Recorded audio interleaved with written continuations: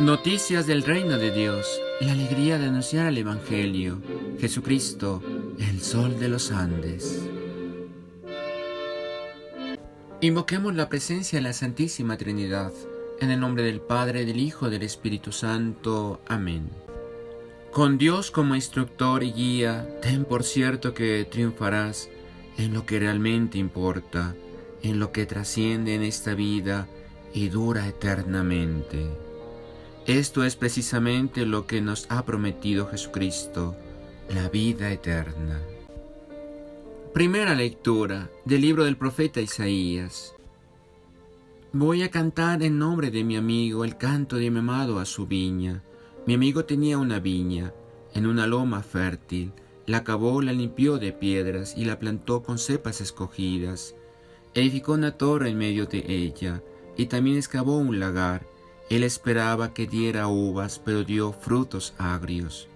Y ahora, habitantes de Jerusalén y hombres de Judá, sean ustedes los jueces entre mi viña y yo. ¿Qué más se podía hacer por mi viña que no lo haya hecho?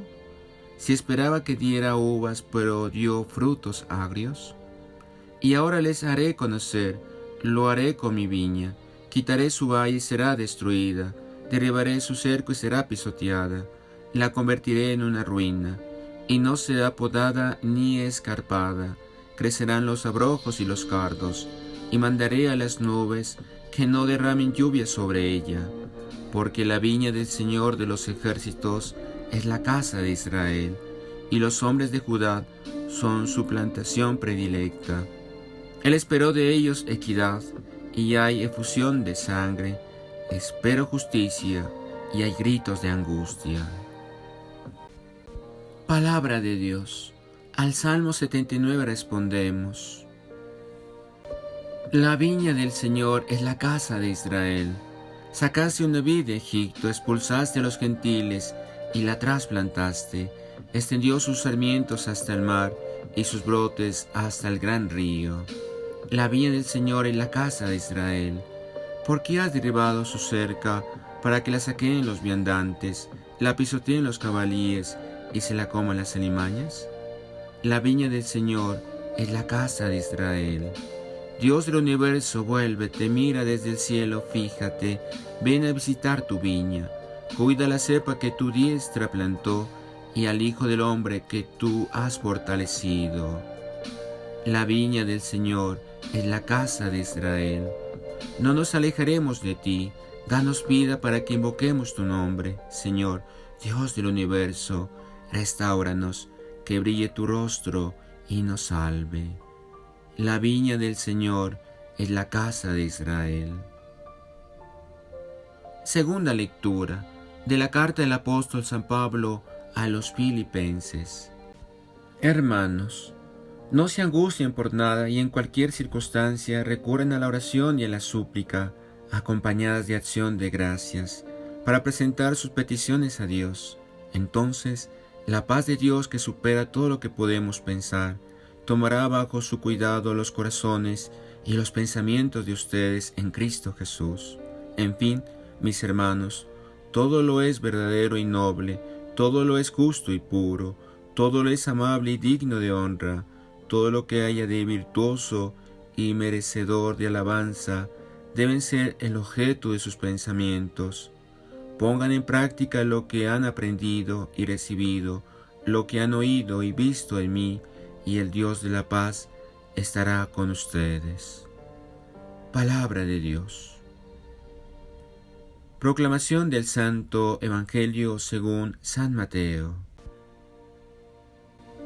Escuchad otra parábola.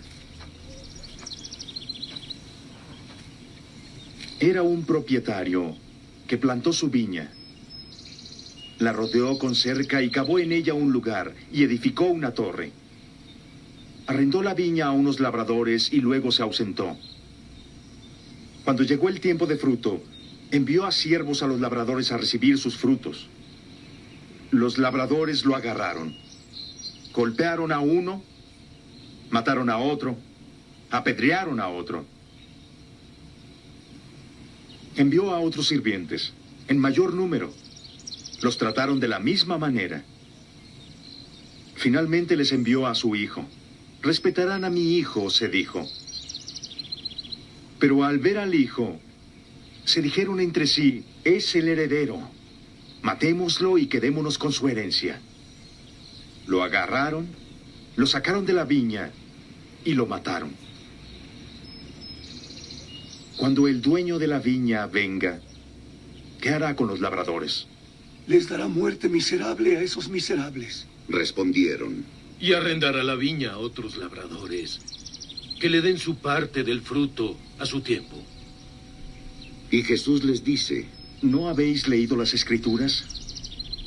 La piedra que los constructores desecharon es ahora piedra angular. El Señor hizo esto y es maravilloso a nuestros ojos. Por eso os digo que el reino de Dios se os quitará para dárselo a un pueblo que rinda sus frutos. Palabra del Señor. Gloria a ti, Señor Jesús. ¿Qué tal, queridos hermanos? Hoy 4 de octubre del año del Señor. Hagamos todas nuestras obras por amor de Dios, oh Amorem Dei. Trabajemos por construir el reino de Dios, amando con el corazón de Jesús y sirviendo a nuestros hermanos con alegría, generosidad y sacrificio. Entramos al domingo 27º del tiempo ordinario, ciclo A. Meditemos. En la primera lectura tomada del profeta Isaías, nos presenta cómo en esta lectura de este domingo es una de las composiciones más envergadura profética para hablar al pueblo y del pueblo, el gran maestro de la profecía de Judá y de Jerusalén, situado en el siglo VIII a.C. Comienza por este poema, canto o trova, a meterse de lleno en las entrañas de esa comunidad del pueblo elegido para poner sobre la mesa los sentimientos de Dios, sus profundas entrañas de búsqueda del pueblo amado, a pesar de la artificialidad con que en los cantos se eligen palabras y símbolos. En el caso del profeta, no se trata de simple poesía, porque la poesía es sentimiento puro, en Isaías es teología pura. En este canto del amigo se entiende que es el profeta, como cuando habla del amigo del esposo que canta un canto de amor. El amigo, esposo de la viña, ha mimado la viña, y con la que se expresa todo lo que Dios ha hecho con el pueblo elegido, desde que lo liberó de Egipto y se hizo con él una alianza. Puede resultar extravagante que el amigo tenga una esposa, una viña, pues eso es lo que hay que precisar en primer lugar. Una viña no puede tener sentido si no fuera porque es el símbolo de un amor verdadero, como aman y miman los campesinos sus viñas. La imagen está lograda hasta el punto de la artificialidad que logra su cometido. El pueblo de Israel, pueblo de origen pastoril errante esclavo, llega a ser sedentario en un lugar, en una tierra que es un don, y plantan viñas y huertas. Así es de verdad la libertad campesina. La identificación entre el pueblo y la viña es, pues, patente. ¿Qué más puede hacer un Dios por un pueblo? ¿Qué ha sucedido para que la viña no produzca buen fruto? Para entender todo eso, deberíamos leer el libro de Isaías desde el comienzo hasta este momento, porque ahí describe el profeta lo que ha pasado. Buscan otros dioses, buscan en la naturaleza y la fertilidad lo que viene de Dios. Los poderosos han implantado la injusticia. Jerusalén, centro de la religión, no cuida de los desgraciados, de los huérfanos, de las viudas. La ciudad vive del soborno y el robo de unos pocos que se enriquecen. Antes errantes, peregrinos por el desierto, probablemente eran más solidarios. Los sufrimientos compartidos solidarizan, pero las cosas, pues, han cambiado. Ya no es el pueblo que Dios había escogido. El poema de la viña es la expresión poética de lo que se ha descrito previamente con las palabras más duras. Pero no olvidemos, como dice el profeta, que en este es un canto de amor. Es la forma que Dios tiene por medio de su amigo el profeta de hablar al corazón del pueblo como la amada al amado. Es decir, esto se afirma, se expresa porque se ama de verdad y porque se espera una respuesta. Hay reproches, incluso amenazas. porque si la persona amada no responde, ¿qué puede suceder? Las viñas se cortan y se implantan otras cosas.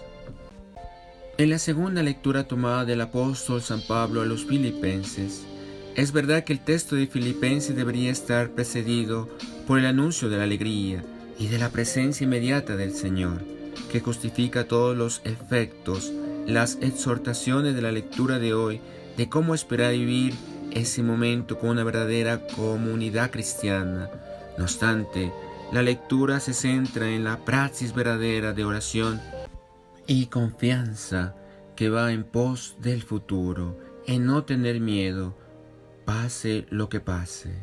En Dios confiamos. No obstante, podríamos considerar que la lectura en sí es la contrarréplica a lo que el profeta Isaías ha descrito sobre la viña del Señor. Ahora Pablo está hablando de lo que debe ser una comunidad cristiana en el mundo. El valor simbólico y teológico de la viña del Señor sigue estando presente. Digamos que es una descripción práctica de la calidad del fruto de la viña. Esta debe identificarse en el mundo por la alegría, la comprensión, la paz en el corazón y en la mente, porque si no se tiene paz interior profunda, iremos a la guerra y justificaremos la violencia, y además la verdad, lo justo, la limpieza del corazón, en definitiva, a hacer el bien siempre y en todo momento. Esto es lo que el profeta pedía a la viña del Señor, y esto es lo que Pablo pide a la comunidad cristiana del siglo I y lo hace en nuestro tiempo.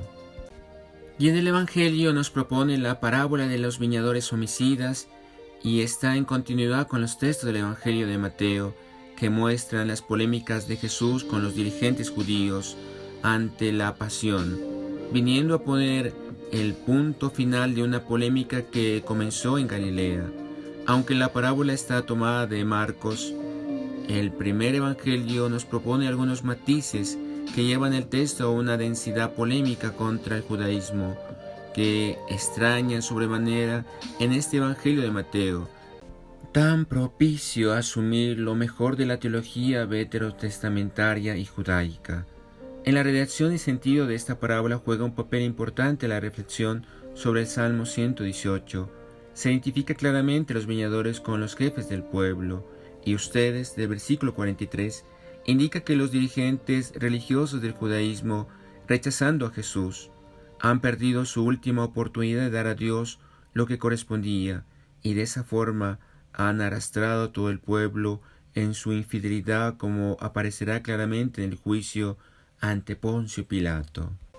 La segunda parte de la sentencia anuncia el traspaso de la viña que no se hará a otros dirigentes sino a un nuevo pueblo que produzca frutos. Esto es importante para entender esta parábola, no solamente porque los cristianos debemos rechazar todo antisemitismo, sino porque es verdad la que decisión final de condenar a Jesús estuvo en manos de los dirigentes, ciegos para ver la imposibilidad para acoger palabras proféticas como la de Jesús sobre Dios y sobre el reino de los cielos. Esta parábola, con sus transformaciones en la comunidad cristiana después de la pasión de Jesús, es una puerta abierta siempre a la conversión, a la esperanza. Los hombres que en estos tiempos de Jesús aguardaban entonces que se diera en su generación la llegada de un mundo nuevo e inaudito, se percataron de que aquella parábola iba por ellos y no quisieron aceptar que el tiempo nuevo había llegado con aquel profeta que hablaba de aquella manera. ¿Quién entiende esta parábola? Nos introduce en un mundo donde solo hay vida cuando no se vive a costa de otras vidas. Habrá dado con esa puerta abierta a la esperanza, a la fraternidad, a la paz y a la justicia. Sabemos que la realidad última para la fe cristiana es Dios mismo, pero como Dios Padre de todos los hombres, era el Padre de Jesús, el profeta Nazaret, y ese Dios, cuando se asesinan a cualquier hombre, siente en sus entrañas lo que sintió con la muerte de Jesús. También esta parábola de Jesús es un canto de amor por la vida. Pero no podemos evitar sacar conclusiones muy significativas para ahora y para todos los tiempos. La religión que mata o permite guerras en nombre de Dios no es exactamente religión o religación a Dios. Por eso, esta es una parábola que debe leerse clara y contundentemente contra los fundamentalismos religiosos que amenazan tan frecuentemente a los pueblos y a las culturas. No hay apologética capaz de defender a nuestro Dios con la muerte de los otros, porque en todos esos asesinados Dios mismo está muriendo. Y si Jesús fue eliminado creyendo los dirigentes que daban gloria a su Dios, se encontraron con que esa muerte se ha convertido en la piedra angular de una religión nueva de amor y de paz, y los asesinos fundamentalistas, pues, quedarán sin Dios y sin religión. Hoy 4 de octubre celebramos la fiesta de San Francisco de Asís. Dicen que San Francisco lo declaró santo el pueblo antes de que el sumo pontífice le concediera ese honor, y que si se hace una votación entre los cristianos, aun entre los protestantes, todos están de acuerdo en declarar que es un verdadero santo. Todos, aun los no católicos, lo quieren y lo estiman. Nació en Asís, Italia, en el año de 1182. Su madre se llamaba Pica y fue sumamente estimada por él durante toda su vida. Su padre era Pedro Bernardone, un hombre muy admirador y amigo de Francia, por lo cual le puso el nombre de Francisco, que significa el pequeño Francisito. Cuando joven, a Francisco lo que le agradaba era asistir a fiestas, paseos, reuniones con mucha música. Su padre tenía uno de los mejores almacenes de ropa en la ciudad y al muchacho le sobraba el dinero. Los negocios y el estudio no le llamaban la atención, pero tenía la cualidad de no negar un favor o una ayuda a un pobre siempre que pudiera hacerlo. Tenía 20 años cuando hubo una guerra entre Asís y la ciudad de Perugia. Francisco salió a combatir por su ciudad y cayó prisionero de los enemigos. La prisión duró 1 año, tiempo que él aprovechó para meditar y pensar seriamente en la vida. Al salir de la prisión se incorporó otra vez en el ejército de su ciudad y se fue a combatir a los enemigos. Se compró una armadura sumamente elegante y el mejor caballo que encontró, pero por el camino se le presentó un pobre militar que no tenía con qué comprar armadura ni caballería, y Francisco, conmovido, le regaló todo su lujoso equipo militar. Esa noche en sueños sintió que le presentaban en cambio de lo que él había obsequiado, unas armaduras mejores para enfrentarse a los enemigos del espíritu. Francisco no negó al campo de batalla porque se enfermó y en plena enfermedad oyó una voz del cielo que le decía: ¿por qué dedicarse a servir a los jornaleros en vez de consagrarse a servir al jefe supremo de todos? Entonces se volvió a su ciudad, pero ya no a divertirse y a parrandear, sino a meditar en serio acerca de su futuro. La gente, al verlo tan silencioso y meditabundo, comentaba que Francisco probablemente estaba enamorado. Él comentaba: sí, estoy enamorado, y es la novia más fiel y más pura y santificadora que existe.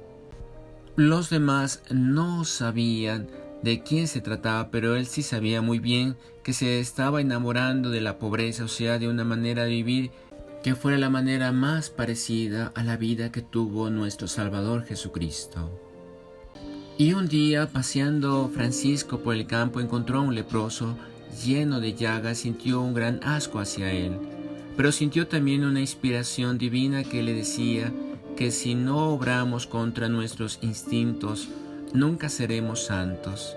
Entonces acercó al leproso y, venciendo la espantosa repugnancia que sentía, le besó las llagas.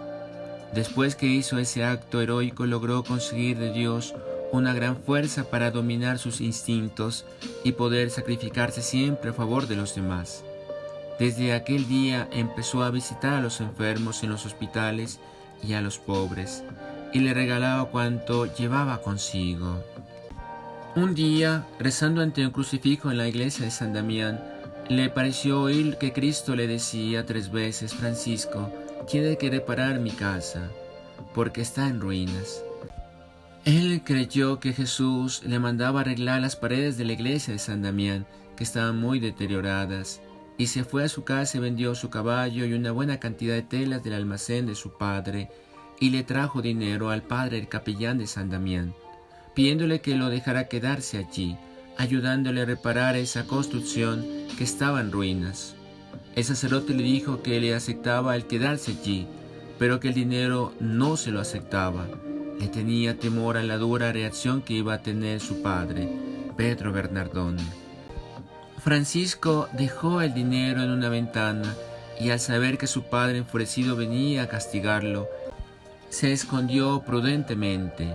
Pedro Bernardone demandó a su hijo Francisco ante el obispo declarando que lo desheredaba y que tenía que devolver el dinero conseguido con las telas que había vendido. El prelado devolvió el dinero al airado papá y Francisco, despojándose de su camisa, de su saco y de su manto, los entregó a su padre diciéndole: «Hasta ahora he sido el hijo de Pedro Bernardone. De hoy en adelante podré decir: Padre nuestro que estás en los cielos». El señor obispo le regaló el vestido de uno de sus trabajadores del campo, una sencilla túnica de tela ordinaria, amarrada en la cintura con un cordón. Francisco trazó una cruz con tiza sobre su nueva túnica, y con estas vestiduras pasará el resto de su vida.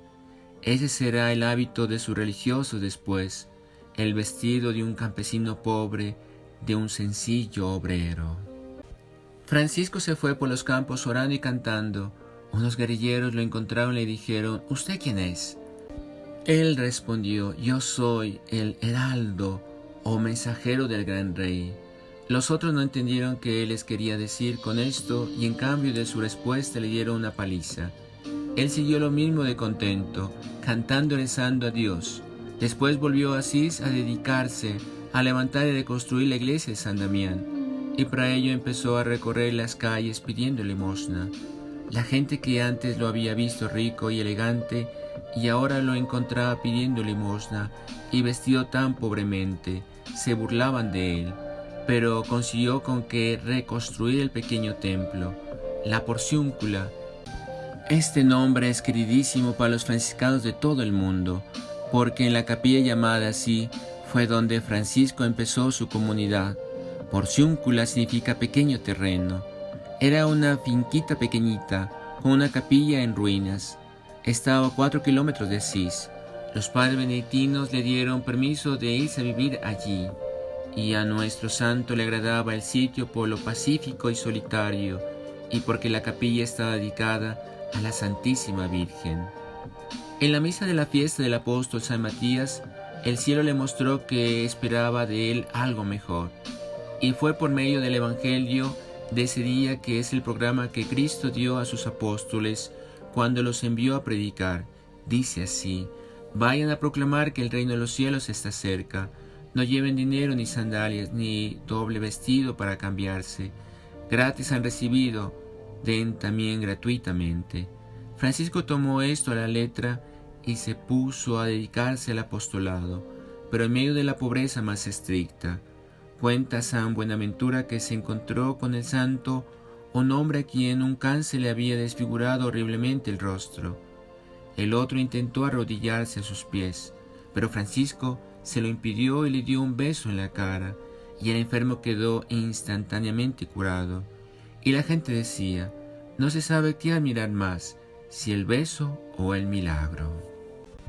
Después de un tiempo, el primero que se le unió en su vida de apostolado fue Bernardo de Quintavalle, un rico comerciante de Asís, el cual invitaba con frecuencia a Francisco a su casa y por la noche se hacía el dormido, y veía que el santo se levantaba y empezaba muchas horas a dedicarse a la oración, repitiendo: «Mi Dios y mi todo». Le pidió que lo admitiera como su discípulo, vendió todos sus bienes y los dio a los pobres, y se fue a acompañarlo a la Porciúncula. El segundo compañero fue Pedro de Canateo, canónigo de la Catedral de Asís. El tercero fue Fray Gil, célebre por su sencillez. Cuando ya Francisco tenía 12 compañeros, se fueron a Roma a pedirle al Papa que aprobara su comunidad. Viajaron a pie, cantando y rezando, llenos de felicidad y viviendo de las limosnas que la gente les daba. En Roma no querían aprobar esta comunidad porque les parecía demasiado rígida en cuanto a la pobreza, pero al fin un cardenal dijo: no les podemos prohibir que vivan como lo mandó Cristo en el Evangelio. Recibieron la aprobación y se volvieron a Asís a vivir en pobreza, en oración, en santa alegría y en gran fraternidad, junto a la iglesia de la Porciúncula. Dicen que Inocencio III vio en sueños que la iglesia de Roma estaba a punto de derrumbarse y que parecía a dos hombres a ponerle el hombro e impedir que se derrumbara. El uno era San Francisco, fundador de los franciscanos, y el otro Santo Domingo, fundador de los dominicos. Desde entonces, el Papa se propuso aprobar estas dos comunidades. A Francisco lo atacaban a veces terribles tentaciones impuras. Para vencer las pasiones de su cuerpo tuvo alguna vez que revolcarse entre espinas. Él podía repetir lo del santo antiguo: trato duramente a mi cuerpo, porque él trata muy duramente a mi alma. Clara, una joven muy santa de Asís, se entusiasmó por esa vida de pobreza, oración y santa alegría que llevaban los seguidores de Francisco, y abandonando su familia, huyó a hacerse monja según su sabia dirección de Francisco.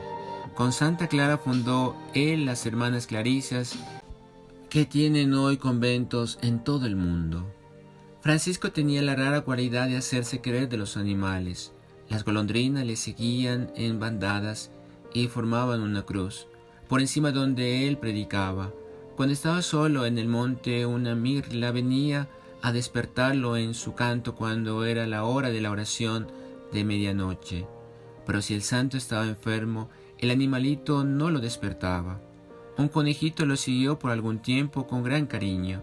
Dicen que un lobo feroz le obedeció cuando el santo le pidió que dejara de atacar a la gente.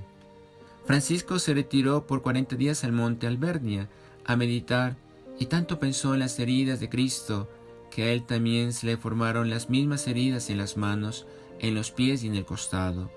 Los seguidores de San Francisco llegaron a ser tan numerosos que en el año 1219, en una reunión general llamada el Capítulo de las Esteras, se reunieron en Asís más de 5000 franciscanos. Al santo le enamoraba mucho ver que en todas partes aparecían vocaciones y que de las más diversas regiones le pedían que les enviara a sus discípulos más fervorosos a que predicaran. Francisco les insistía en que amaran muchísimo a Jesucristo y a la Santa Iglesia Católica, y que vivieran con el mayor desprendimiento posible hacia los bienes materiales, y no se cansaba de recordarles que cumplieran lo más exactamente posible todo lo que mandaba el Santo Evangelio. Francisco recorrió campos y pueblos invitando a la gente a amar más a Jesucristo. Repetía siempre: el amor no es amado. Las gentes le escuchaban con especial cariño y se admiraban de lo mucho de sus palabras influían en los corazones para entusiasmarlos por Cristo y su religión. Dispuso ir a Egipto a evangelizar al sultán y a los mahometanos, pero ni el jefe musulmán ni sus fanáticos seguidores quisieron aceptar sus mensajes. Entonces fue a Tierra Santa a visitar en devota peregrinación los santos lugares donde Jesús nació, vivió y murió: Belén, Nazaret, Jerusalén, etc.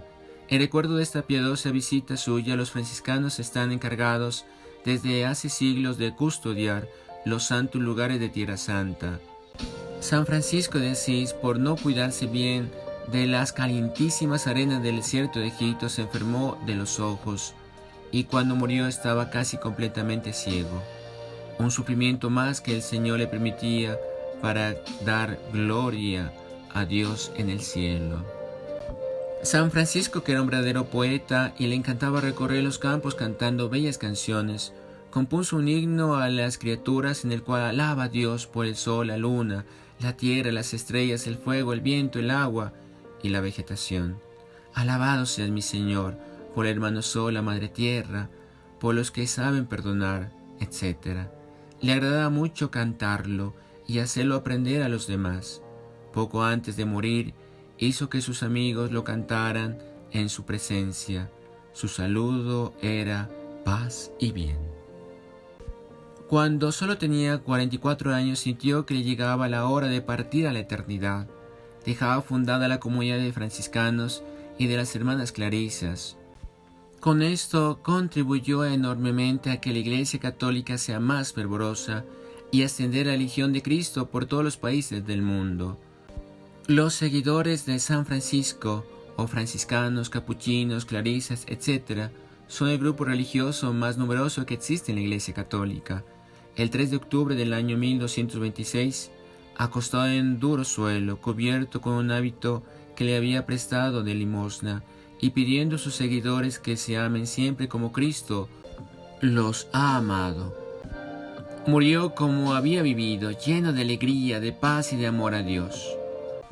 Cuando apenas había transcurrido 2 años después de su muerte, el sumo pontífice lo declaró santo, y en todos los países de la tierra se venera y se admira a este hombre sencillo y bueno, que pasó por el mundo enseñando a amar la naturaleza y a vivir desprendido de los bienes materiales y enamorados de nuestro buen Dios. Fue él quien popularizó la costumbre de hacer pesebres en Navidad. Oremos juntos. Señor Jesús, haz mi corazón semejante al tuyo. Reparemos.